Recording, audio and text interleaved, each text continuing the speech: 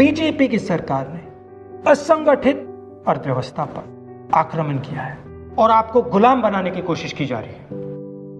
2008 में जबरदस्त आर्थिक तूफान आया, पूरी दुनिया में आया, अमेरिका में, जापान में, यूरोप में, चाइना में, सब जगह आया। अमेरिका के बैंक गिर गए, कंपनियां बंद हो गई, एक के बाद एक कंपनी की लाइन लग गई, बंद हो गई। यूरोप के बैंक गिरे, मगर हिंदुस्तान को कुछ नहीं हुआ। यूपीए की सरकार थी, प्रधानमंत्री जी के पास गया और मैंने उनसे पूछा, मनमोहन सिंह जी बताइए, पूरी दुनिया में आर्थिक नुकसान हुआ है, हिंदुस्तान को कोई असर नहीं हुआ, कारण क्या है? मनमोहन सिंह जी ने कहा, राहुल, अगर हिंदुस्तान की अर्थव्यवस्था को समझना चाहते हो तो यह समझना होगा कि हिंदुस्तान में दो अर्थव्यवस्थाएं हैं।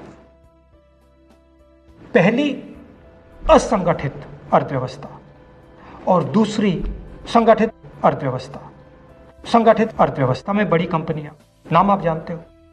असंगठित अर्थव्यवस्था में किसान, मजदूर, छोटे दुकानदार, मिडिल साइज कंपनीज। जिस दिन तक हिंदुस्तान का असंगठित सिस्टम मजबूत है, उस दिन तक हिंदुस्तान को कोई भी आर्थिक तूफान छू नहीं सकता। अब आज के दिन आते हैं। पिछले 6 साल से बीजेपी की सरकार ने असंगठित अर्थव्यवस्था पर आक्रमण किया है। 3 बड़े उदाहरण तो मैं आपको अभी दे देता हूं। नोटबंदी, गलत जीएसटी और लॉकडाउन।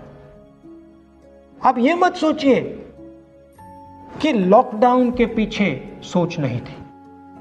यह मत सोचिए कि गलती से आखिरी मिनट पे लॉकडाउन कर दिया गया है। इन तीनों का लक्ष्य हमारे इनफॉर्मल सेक्टर को खत्म करने का है।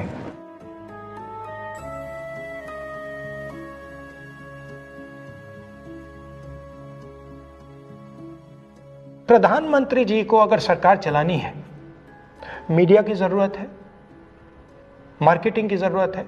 मीडिया और मार्केटिंग 15-20 लोग करते हैं। इनफॉर्मल सेक्टर में पैसा है, लाखों करोड़ रुपए, जिसको ये लोग छू नहीं सकते।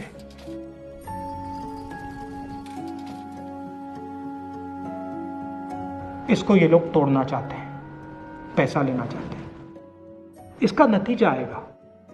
नतीजा यह होगा कि हिंदुस्तान रोजगार पैदा नहीं कर पाएगा। क्यों? क्योंकि इनफॉर्मल सेक्टर 90% से ज्यादा रोजगार देता है।